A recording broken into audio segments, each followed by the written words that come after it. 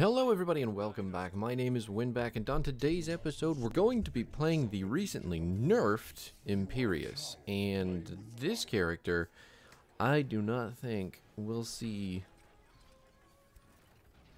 much change with this nerf. It was mostly intended to reduce his damage and some of his survivability, but I just don't see it happening. So this is a YouTube video after all, so feel free to like, comment, and subscribe your heart out. And today is going to kick off the week number 1 of the 4 videos. Team comps are going to be Alarak, Uther, Lunara, Imperius, Rhaegar versus Sonya, Thrall, Medivh, Ana, and Phoenix. Now this is a comp that this group of friends and I have built and always works. Of the probably 20 to 30 times that we've played this comp, it is never lost, and that's saying something. But there is a lot of strength in the Uther, the Alarak, and the Imperius early on for big picks, big rotations, lots of big fighting. And as we scale into the late game, the Lunara and the Rhaegar are going to really open up some more aggressive options as the game goes. But technically, Lunara is our offlaner in this comp, and the rest of us are just kind of roll around death ball. Absolutely murder the enemy team as much as possible. But since this is an Imperius video, we'll talk more about him than anything. Show you a couple of the changes and stuff through the patch notes. His Q is called Celestial Charge. We're going to lunge forward, we're going to stab someone for a little bit of damage, and then stun them for 1 whole second. We're going to deal 76 damage after the stun completes. And after we hit them with our Q, they are going to have been marked with our traits, and we'll talk about that once we get through all the abilities. But just remember, your trait is applied every time and then an ability hits a hero. So moving on to our W, we've got Solarian's Fire. Medivh is just going to eat it, and then a spear, and then some E damage, and then he's going to get killed by an auto attack, because my god, Imperius just deletes people who have low amounts of health bar. Did you see that sidestep? You're welcome. I didn't even mean to do it, but my god, did it look good. Now, Solarian's Fire is a straight line skill shot, and it is going to do more damage and slow in the center of the skill shot. So the ability is going to slow by 40% for 3 seconds when you hit the center. And that's going to make it really easy to line up your abilities, like your Celestial Charge, if you need time to line that up, or if you're using Wrath of the Angiris, which we'll be taking in this video, gives you a big opportunity to land that more consistently as well. It's really nice stuff. The slow is really important for making sure those abilities land. So our E is called Molten Armor. It doesn't actually give you any armor unless you're taking the talent, which was recently nerfed. But the Molten Armor is going to attack targets in an AoE around Imperius, and if they are heroes, we are going to get 100% more healing from them. Typically, we're only getting 50% healing from the ability, but, you know, hitting heroes is what Imperius wants to do. We want to fight people, and we want to show them just how bad things are going to be for them. I was not going to land my spear there, so I'm going to let my Alarak line it up for us. That is unfortunate because the Medivh shield was just in time to save her. Bummer. But we did manage to get the left side nuke. We're going to get the right side nuke too, and the enemy team didn't do anything with the bottom side nuke, so it looks like we're going to get basically all of them. Lunara already tossing the top nuke down here, getting a lot of damage going on, and the enemy team does not have anyone to deal with her at the moment. Gonna make sure Sonya can't go anywhere near Alarak to de-channel that objective, and now we might be in a little bit of trouble. Hit the root on the Rhaegar, and we've lost him. Uther getting interrupted in the middle of channeling a nuke, so even more scary, but we're gonna make it. Everything's fine. We've still got our 2 nukes. The enemy team's gonna pick up the one on the ground. That's okay. This camp is gotta die. And we have got to wait for our teammates to come back as well, while we take a free fort in the top lane, because the enemy team decided that 5 people in the bottom was good.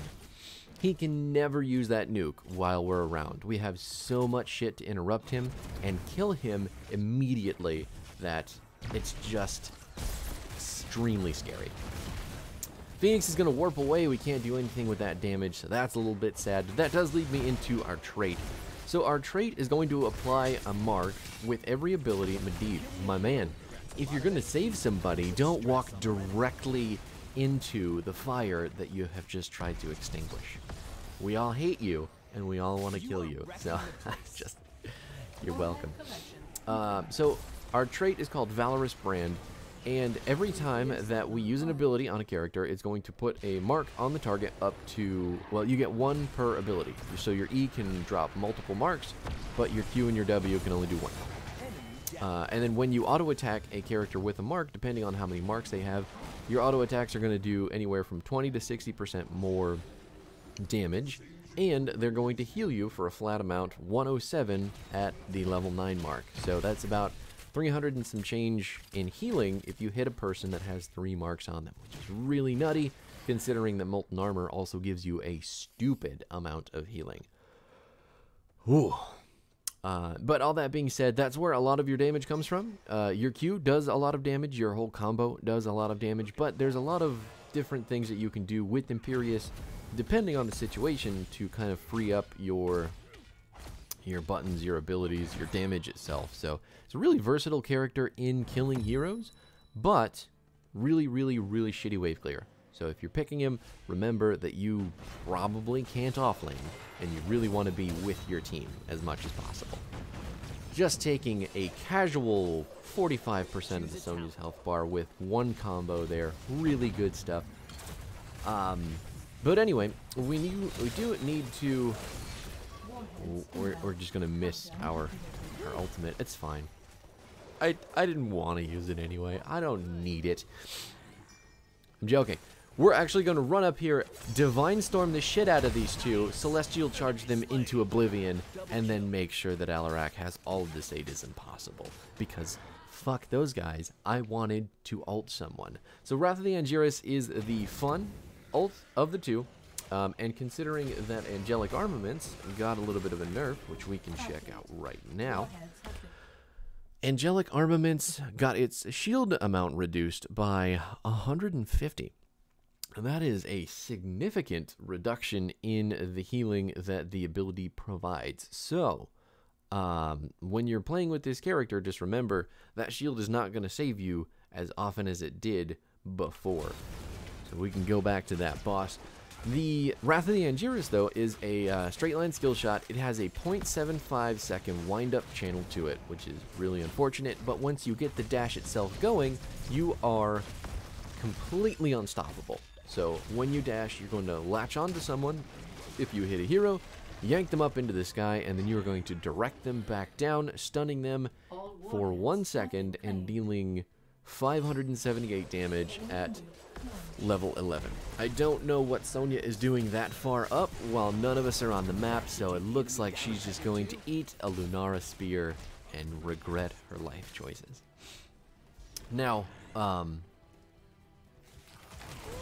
yes, so all that being said about Wrath of the Angiris, oh my god. If there are small children in the room, please take them out, cover their eyes. Parental discretion is advised. I didn't realize that was going to rhyme so well, and then it did. But look at this Thrall just stun-chained into Oblivion, and now he's getting suplexed out of existence. Just, I don't even understand. My apologies. I didn't mean to traumatize anyone watching,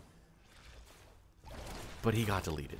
Just indiscriminate destruction all over that man's face. And the guy before him. Really, just chain feeding at this point. So the build itself is going to start off the same way it always does, and I don't think the nerf to Impaling Light was enough to really stop me from picking it, because I want it for the cooldown reduction. Celestial Charge's final damage is increased by 75%, and its cooldown is reduced by 1.25 seconds for each Valorous brand when the stun completes on whatever target that we've stunned. So if you stun multiple people, and there are multiple marks on those people, you're going to get significant reduction in your cooldown. So you can see right here, oh my god, transition please, there we are. Damage bonus per Valorous brand reduced from 125% to 75%. So, not the most damaging ability in the kit, or talent in the kit, but still pretty ridiculous. The other thing that got nerfed a bit was Sovereign Armor. It's a really minor change. 5 armor is still, 5% damage reduction, but at the same time, it's kind of like, yeah, is that really something to worry about? Regardless, though, we are going to try Press Forward instead.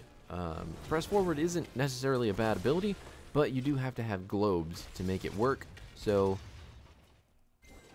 I don't know. It's tough to figure out what's the best. I don't think Sovereign Armor has really been nerfed enough to make it a bad pick, so maybe Press Forward is just still not as good. But Press Forward is going to give you just speared into the counter strike and not going to get her because of the lead. That's unfortunate. But Press Forward is going to give you increased time on your regen globes every time that you deal damage to a hero, and then while that's happening, you get 10 armor. My god, Sonya, you were out, and then you decided that you think you can come back in against our team when we're all here, even though we've just been killing you on cooldown. My god. Yeah, so maybe Press Forward, not great. Sovereign Armor, still probably the way to go. Haven't really played around with Battle Hunger too much, but 130, 70% of 130, that's probably around 200 healing. That can't be bad. Anyway, Flash of Anger is going to be our 7 talent. Consuming a mark from Celestial Charge deals 260 damage to the target and nearby enemies, giving us a 433 point shield for 4 seconds. That is a disgusting amount of sustain on top of all the healing that Imperius is already doing, so all the damage that you're getting in an AoE from Flash of Anger is also extremely helpful. And it helps you delete multiple people on your spear. So if you hit more than one person with a Q, you can shred their HP bar in an AoE, and it's really good. Wrath of the Angiris, again, 10 just for funs. Pathetic Mortals is going to be our 13. Stunning an enemy hero with Celestial Charge reduces their movement by 25% and their damage by 50% for 4 seconds. So the slow is going to be good, again, for lining up your Wrath of the Angiris. The only problem is that it's your spear, and your spear is pretty missable as well. But if you hit your W first, and then your Q, ensuring that you land your Q, then you're basically ensuring that you're going to land your R as well. It's a really simple process of buttons to figure out. But the main reason that you're picking this is because if you're ever in a 1 versus 1 and you have to straight up fight someone, like a Thrall for instance, if you're reducing his damage by a significant amount, you're going to win the fight. It's really, really good. The other good option, or the other reason to pick this is because of Celestial Swiftness. She just jumped into our entire team. We're just going to take her up, drop her down, and make sure that she knows that doesn't work. Please stop it. You poor, poor baby. Celestial Swiftness is going to give us 20% movement speed whenever you cast the Q. So, if you just hit your Q button, you're going to start walking faster. Really good stuff there for getting out of certain danger. But you're also going to get 40% attack speed for 5 seconds for each hero stunned with our Q. Which means that if you're stunning multiple people and you're getting multiple marks of your Q, coupled with the 20 talent that we're going to take, or that we would have taken since the game's over, you can explode groups of people for ridiculous amounts of damage. And it is one of the reasons that Imperius is so strong at 1 versus multiple numbers of heroes. Just absolutely fucking nutty how much damage that you can deal with this character. The game was so short and this comp is so good that the enemy team had absolutely no way to deal with us. Alarak taking the MVP as he usually does because all of that damage scales so hard and so fast with this comp. It's disgusting. It's pretty toxic if we're being honest. The talent that we would have taken at 20 is going to be the Brand of Solarian, which ultimately is going to reduce the timer of your brand, but is going to make it last indefinitely. So what I mean by that is normally your brand lasts 10 seconds. Now it's only going to last 3 seconds, but when you hit someone with a brand on them, the brand isn't going to go away. So if you have ridiculous amounts of attack speed, like you will from your 16 talent, you're going to do multiple instances of your Flash of Anger from 7 and just destroy HP bars. It's ridiculous how much damage you can do at level 20 with this build. Even with these nerfs, I guarantee you it's not going to be enough to make this any less impactful. So if you want to play Imperius, I suggest giving this build the go. Learning the Q ability, probably the most important thing about it, because the ability itself is pretty tough to land at times if you're not paying attention to where the indicator is. All that being said, though, this character's still busted in every sense of the word. And I don't think that will ever change because he's just so good at killing heroes. That's going to be it for me, though. If you are at all interested in this comp, the reason that it's picked, this talent is incorrect. This talent should be the hammer talent, the mana talent, the one that reduces the cooldown of your E.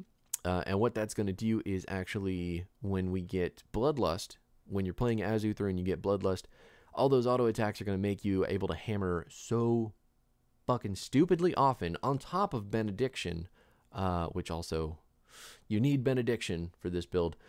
He didn't need it in this game specifically because we were doing a lot to just murder people, but you want to build full hammer with Uther in this comp.